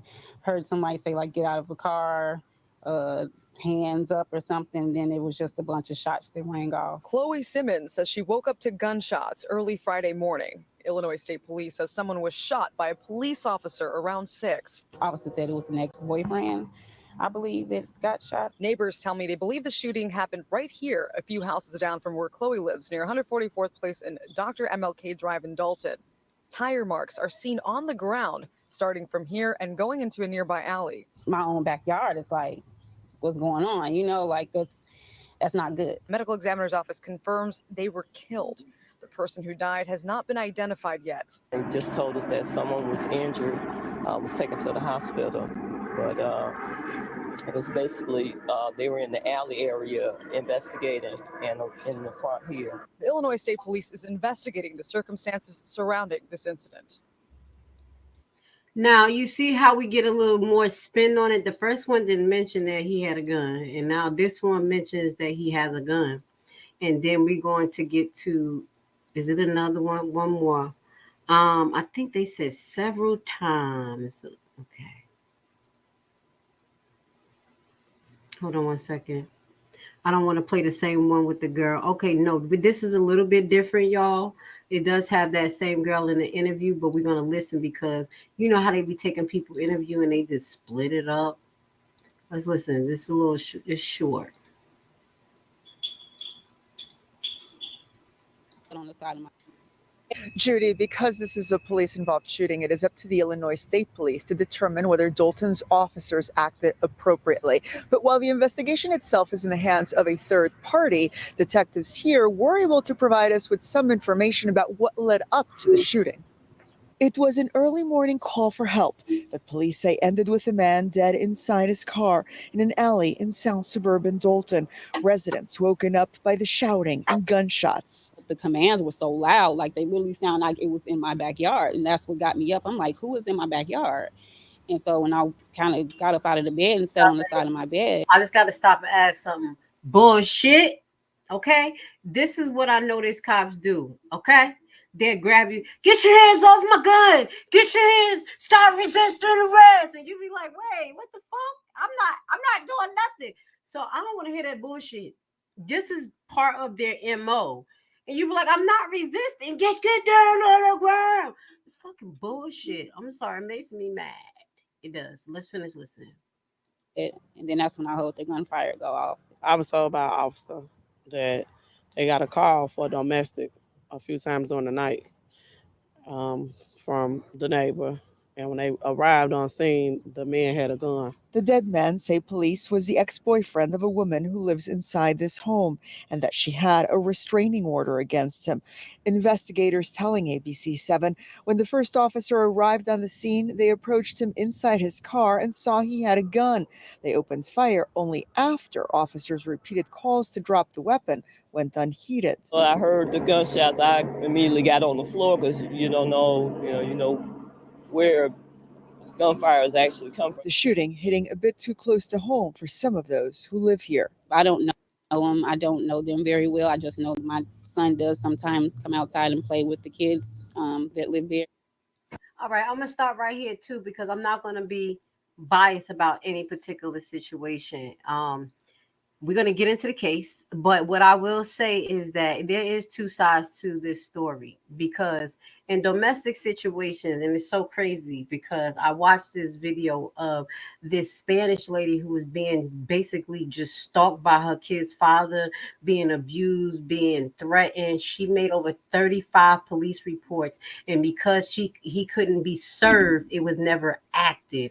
The day that he finally got served, he came and killed her right in front of her kids. So I'm going to be honest, this is a touchy story as far as the circumstances, because we don't know what was his intent, especially if it was allegedly several calls. We're going to see if in the case it highlights the incident that brought them there, how many calls or whatever. And we're going to follow up to see what's going on with this case. But it is really a hard position to be in, I would assume, as the person who actually called. But I don't know, because if I was fearing for my life, for real, and my ex was outside with a gun in my driveway, all cars are down. So I'm just being honest, because it's two sides to a story. But in this particular incident, the issue was when they gave him alleged a lawful command to put the gun down, what did he do? Was he resistant? Was he even coherent? Was he just passed the fuck out in a car? You see what I'm saying? And these are some of the things where we have to question. So I'm not saying that the gentleman was in the right situation, being there at that young lady's house, and she didn't want him there, and with a gun. And Illinois is not an open carry. It is true. But there's certain things cops supposed to do. So what I'm going to do while I'm getting this up into our favorite narrator, I'm going to just, again, give you an example.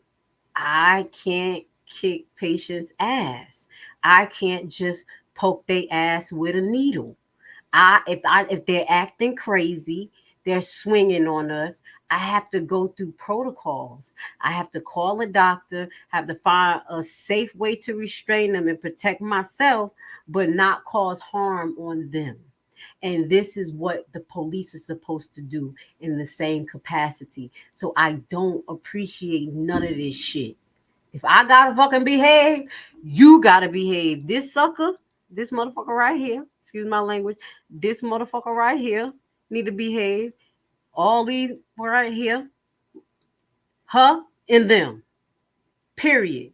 You're in the capacity of being the leader, a public servant. Y'all disgust me. Now let's get it. We're going to listen to this. Who's going to take the kill shot? Let's get it on the screen. I'm going to take myself off. Now, if it's something significant, what I'm going to do is I'm going to stop and probably skip some stuff, but I'm going to explain to y'all. Now that we listen to the Alexis Wilson case, this is going to help us understand this case a little bit better too, and it's going to be easier to comprehend because there's a lot of the same filings, the same type of actions they're taking against the police that was in the Alexis Wilson case, i.e., let me give you an example. Just kind of strolling down here. Count 1, Wrongful Death Act, excessive force, okay? Count, just a 12-page document, so it's not that long. Count 2, survivalist excessive force, okay? Count 3, Wrongful Death Act, battery. Survival Act, battery. Remember that Survival Act has to do with something in the capacity that the person was alive. Wrongful Death Act, respondent superior. So we're going to let this play. What else? So we got Survival Act, respondent superior. So we're going to get that there. They a little bit different, but pretty much kind of in alignment. And we're going to let his story be plugged in.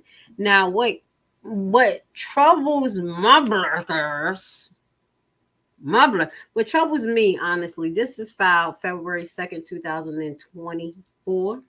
But what really troubles me is the number of police that are involved in this shit. Okay, so this is a complaint. Maybe I'm gonna read it. Let me see. Okay, now comes the plaintiff, Destiny Hall, independent administrator of the estate of Timothy McDaniel Hall. This is the deceased. Okay, so let me see. This is jurisdiction. And these are the parties. So the parties in the jurisdiction, and then we'll get to the facts. The parties is, we have Miss Hall that's going to be on the behalf of her family member. Dolton Police Department, including Officer Towns, Gitz, Herrera, these are officers, Johnson, Reed, Mathis, Officer L, Lacey. Officer M. Staples. Staples. Don't that sound familiar? Anybody who's been following other don't tell, I don't know where Officer Staples come from. Did he have something to do with the Fania case? Was that the one that she called? I don't know why I'm getting this, like the name sounds so familiar. Is that the one? Y'all tell me if that's the same officer, because I forgot the officer name, because Jedediah kept saying giving him stuff, you know, for his commendable behavior. Is that the one? Okay. And then there were also unknown officers involved. Allegedly, possibly Officer Perez. That's going to be some of the officers. These officers right here, what we're going to do after this case is that we're going to find any case involving these officers. And we're going to bring it to your attention because we're going to show you a pattern after you hear what happened here. It's a pattern of death, a pattern of kill, a pattern of control, a pattern of corruption. That's what I'm seeing, and it's disgusting. All right. So we got about 7 officers. Are they still working there? Let's get it. Let me see if I got the right reader voice on today. Let me see. Let me see. At all times relevant herein, including on April 21st, 2023, defendant police officers Townsend, Gist, Herrera, Johnson, Reed, Mathis, Lacey, Staples and unknown police officers were employed by defendant Village of Dolton and acting within the scope of their duties as police officers. Facts 15. On April 21, 2023, at approximately 5:16 a.m., defendant Village of Dolton through its police department dispatched units to the home of Lakeisha Brooks in response to a call that the father of her child was at the back of her residence. 16. Defendant responding officers canvassed the home of Lakeisha Brooks and other defendant Dolton Police Department units canvassed the rear of her residence. 17. Defendant police officers observed an unknown male sleeping in a gray Lincoln vehicle in the rear of the residence. 18. The unknown male in the gray Lincoln vehicle was plaintiff's decedent Timothy McDaniel Hall, deceased. 19. Defendant responding officers went to the back of the house to meet with the other defendant Dolton Police Department units and observed the vehicle with its engine running and with its headlights off. 20. Defendant Dolton Police Department units disabled the vehicle prior to making contact with Timothy McDaniel Hall. Let's highlight 2 things before we get to the next page. 1, he was sleeping. 2, they disabled the vehicle. Don't know what that means, but we have 2 points of weakness for the officers. 21. After the car was immobilized, a discussion amongst defendant police officers occurred as to who was going to shoot and take the kill shot of Timothy McDaniel Hall. Let's stop. Can we play that one more time? Let's play it one more time. 21. After the car was immobilized, a discussion amongst defendant police officers occurred as to who was going to shoot and take the kill shot of Timothy McDaniel Hall. 22. Defendant responding officers shot through the rear driver's side passenger window, striking Timothy McDaniel Hall once through the back of the head and several times throughout his body, killing. I'm sorry. I'm a little bit taken back. Should I just let y'all listen to this real quick before I react, because I'm a little bit taken back. Let me let y'all listen to this one more time and then I'm going to react. 21. After the car was immobilized, a discussion amongst defendant police officers occurred as to who was going to shoot and take the kill shot of Timothy McDaniel Hall. 22.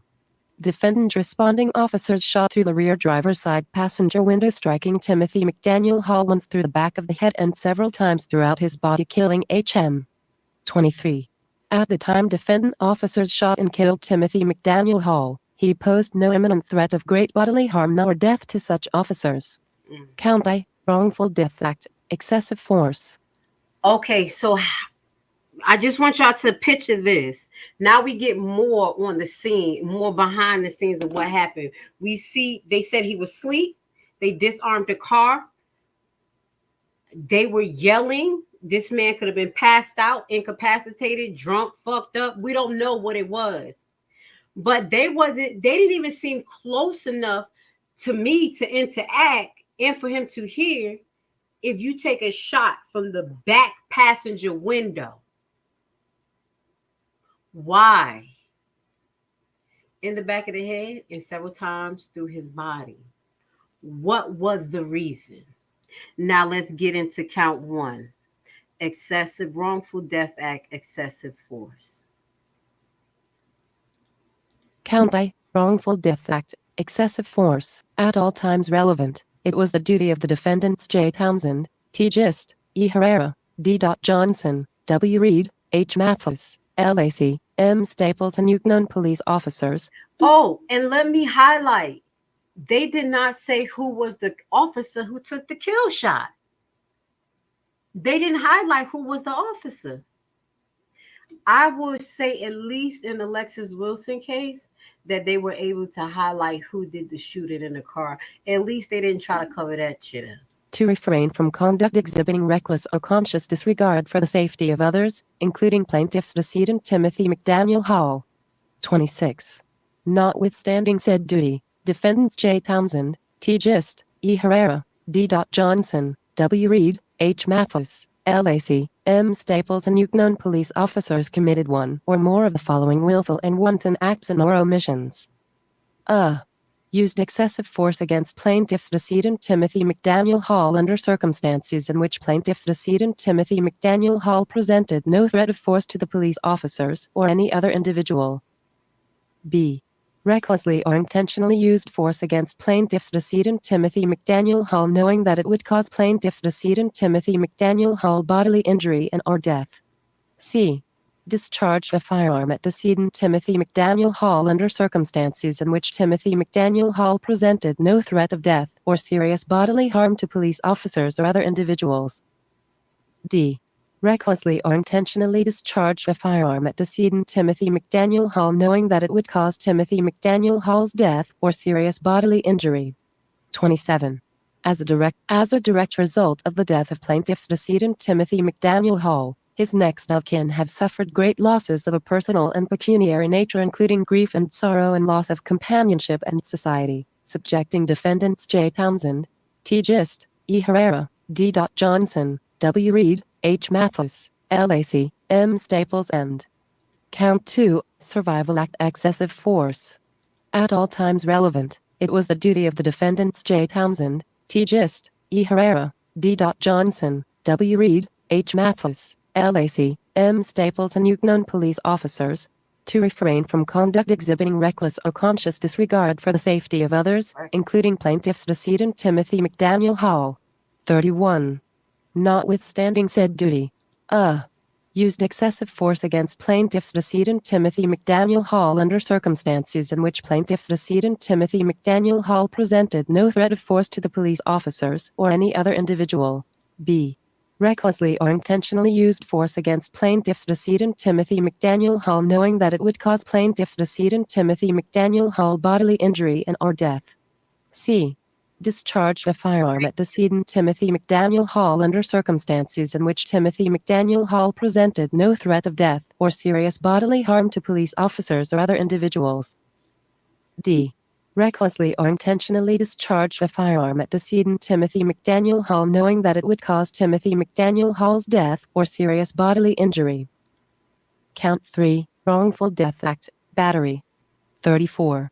Plaintiff realleges, as a direct result of the death of plaintiff's decedent Timothy McDaniel Hall, his next of kin have suffered great losses of a personal and pecuniary nature including grief and sorrow and loss of companionship and society, subjecting defendants J. Townsend, T. Gist, E. Herrera, D. Johnson, W. Reed, H. Mathis, LAC, M. Staples, and Yukon police officer. The reason why I keep letting their name play over and over, because y'all need to remember these officers' name, because if y'all ass come encounter with them, you're gonna be like, oh shit.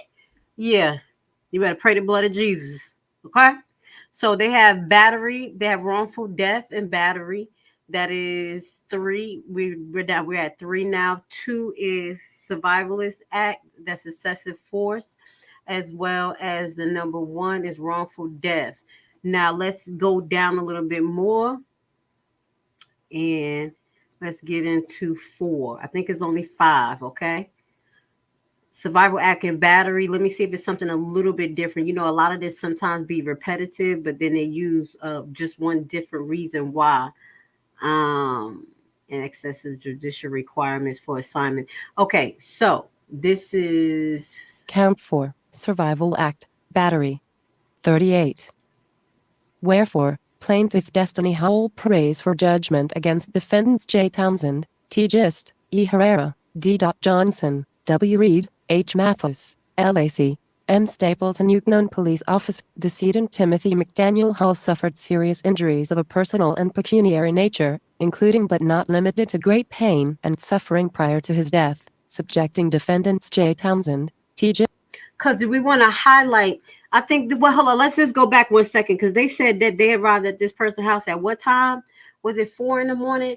And at 6 o'clock, that's when they call. I just want to make sure, because if you telling me, oh, at 5:16, so from 5:16 a.m. to 6 o'clock when they pronounced him dead, it was 45 minutes of this happening, and you know this took place in a split second. So there may have been some time for them to try to revive his body after they set up there and just shot him up. I'm just being honest. Let's get down to the fourth one. I just wanted to clarify what was the amount of time from when they said they called the investigators to start investigating at 6 a.m. and when they arrived. Okay, so the Survival Act, battery. Let me see if there's anything else here. Wrongful Death Act. Count V, Wrongful Death Act, Respondent Superior 40. Plaintiff 3 alleges, repleads and incorporates by reference paragraphs 1-39 of this. Did forcibly cause unwanted and unconsented harmful and or offensive contact with plaintiff's decedent Timothy McDaniel Hall person in the defendant village of Dolton by and through its employees and agents, J. Townsend, T. Gist, E. Herrera, D. Johnson, W. Reed, H. Mathis. So this count right here is basically wrongful death is setting up for the plaintiff's family to receive some, you see what I'm saying? Receive some type of judgment. So his next of kin has suffered great loss, personal nature, including grief and sorrow, loss, complaint. So it's setting up what was the loss behind this. And then they have to talk about, you know, looking for monetary gain at the end. So wherefore plaintiff Denise Hall prays for the judge against the defendant village in the village of Dolton in excess of minimal jurisdictional requirements for assignments of this case of the law division plus cost. So did he quote a case here? No, he just said whatever the law minimum jurisdiction required for this assigned case. These lawyers are lazy. Damn, you couldn't even quote a fucking law here. Anyway, that's him saying that we need to get some monetary funds. Okay, so let's see what the Survival Act has to say, if it's anything different. This is pretty much the synopsis of this particular situation. They're going after pretty much almost the same things that is going on in Miss Alexis Wilson case. Okay, and it is so sad that the village of Dolton has to suffer the incompetence, and in this case, the murderous behaviors of the officers. I'm glad that this wasn't really a long read, but I want you guys to get an intel look. Now you saw the reports, how they advanced. First man was shot in the back of the house, girlfriend called, oh, then the man had a gun, oh, he wouldn't listen to the officers, and now we get into the case, and he was asleep. He was possibly passed out. They wasn't even close enough to me to make him listen to a lawful response. I don't give a damn. And if he didn't move or didn't do anything, because they're not saying this here, so we're going to go into a little bit more and see when it gets to the outcome of this case. We're going to track it and see what else they add, what are their responses in the next couple of weeks, and let you know what the officers actually say. Hold on 1 second. Let me, look at me, about to just go, nope, I'm not doing that tonight. I was just about to go on Pacer. Like, let me just go on Pacer for you guys right now and get a case update. But I wanted to introduce you to this case. Again, we're getting to the 2-hour point. And I don't never want my broadcast to go over 2 hours unless it really have to. So what we're going to do is when we get into the next case, which is the gentleman who was 29 years old who was found unalive in the jail, in Dolton jail. And then we're going to get back to all of these 7 officers, and we're going to see if they have any other outstanding cases with their name, especially Officer Perez, because he was not named in this one. He is a gangster superstar. If y'all go watch this movie, Copland, Officer Perez belong in this motherfucker. This the most crookedest video movie, this from the 80s, that I ever saw. Police Get Down. And this was my uncle's favorite movie. I said, what? And it made me think. And I'm just being honest. So there's a lot of corruption going on in Dolton. My main concern is the residents. Me being an online resident, you never know. I'll be traveling. You'll be out there. I'll be your nurse one day. Police coming in like, is that you? Grace, that's you? Yeah, I got the needle. Let me stop. Come out there, be out there messing with y'all. But what I want y'all to understand that is something seriously going on in Dolton outside of the financial issues. People's lives are in danger. They have used this police academy, her stinking ass, had used incompetent police to harass, bully, unlawfully shut down business. We talk about Pavo's, Lacey, all of those places, even the gaming place. We've talked about all of those, and they use the cops that is using your tax dollars against you. So that's why you need to know the proper channels of reporting. And I know it may not seem like nothing getting done, but if it's only 1 or 2 of you, or 2 of us, it's going to be overlooked. But if it's a flood of us motherfuckers calling in like the day that Jedediah got locked up, they was like, what we got to do? They fucking calling. We don't know. When there's a flood of us calling in, or not even calling in, writing letters, emailing, talking about cases, and it's going to these proper channels, i.e. the Public Integrity Task Force. That is y'all internal affairs over the police out there in Illinois. This is who y'all reported to. So y'all need to know that entity and then start to ask them questions. What are they supposed to do when this happened? What is the law? What are da-da-da? So when you go, you can present this to them, or you can actually act in coordinates with your law, meaning that you stand your fucking ground. Excuse my language. Know the Constitution. Know how to behave. Don't give them a reason to do things, and you're going to teach them the law. Because this shit right here is dangerous. This is what I'm saying. It's too many cases for me to have to do. It's a lot. It don't make no damn sense for a little ass town like that. So I'm going to conclude. I want to say thank you guys for being here with Grace Levi today. We're going to break this up in sections so we can at least have 2 or 3 throughout the week so y'all can rewatch this. I know everybody didn't want to hear everything. And then I also have 2 more video release of one of the trustees' greatest clips. Okay. So again, I want to put this on the screen. Shout out to Alexis Wilson and Miss Wilson.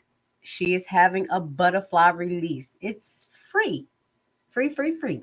It's all to show love and support for Miss Wilson.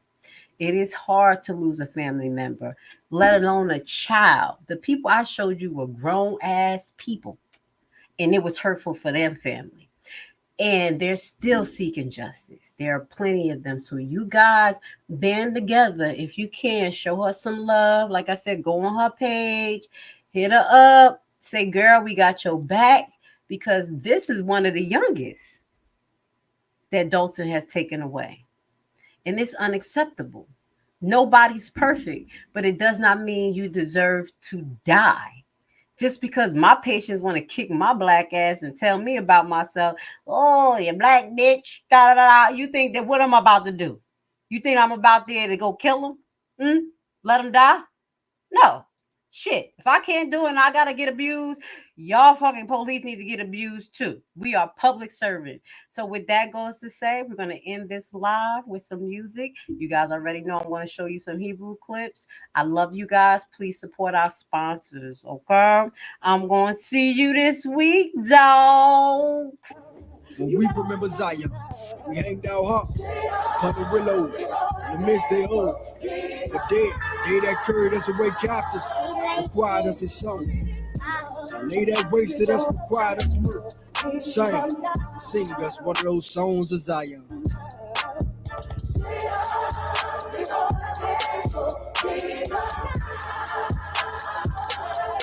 This ain't about Corona, The tribe just waking, we own it. Coming back to the father, prodigal son. His arms is open, you bonus.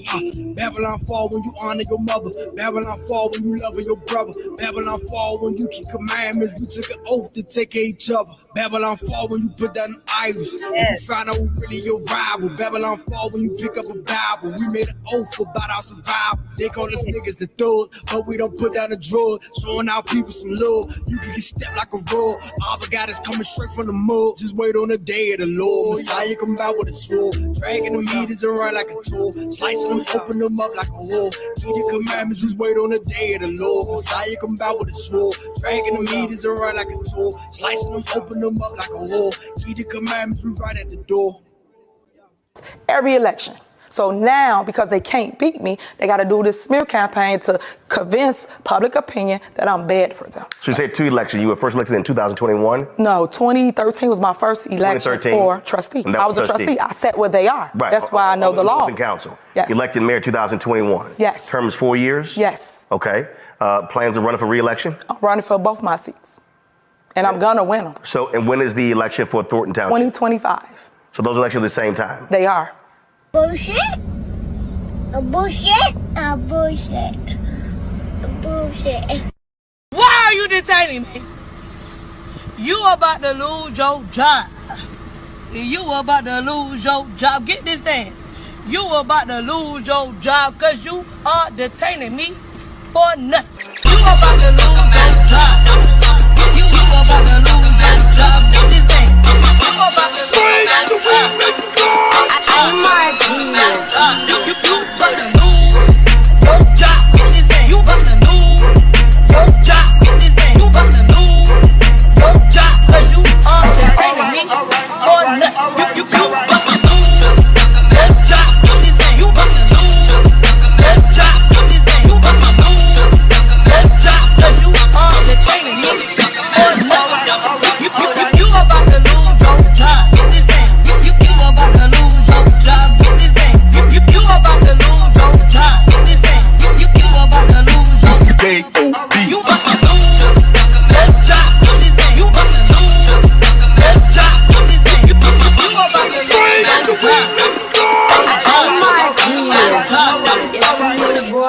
Is this shit worth you losing your job? Cause you bought to. Cause you ain't got no reason. The real estate market often seems like a distant world where only an elite of experts is successful. In a time of so much uncertainty in the air and bad news, realist investing can seem intimidating. But today, I want to tell you that if you make the right decision today, you can enter the real estate market from the back door. Bad credit record? No credit at all. Do you dread the idea of having a home loan? Do you dream of owning investment properties? You are in the right place and right time because we have created a program which is a tax lien and deed investment online course of only 14 hours. This course is specially designed for people like you who have big dreams. You will learn at your own pace and everything from your home computer. This is your chance. Join our membership for $19.99 a year. What are you waiting for? Visit our website primetimehomebuyerBuyback.org and sign up today for course access.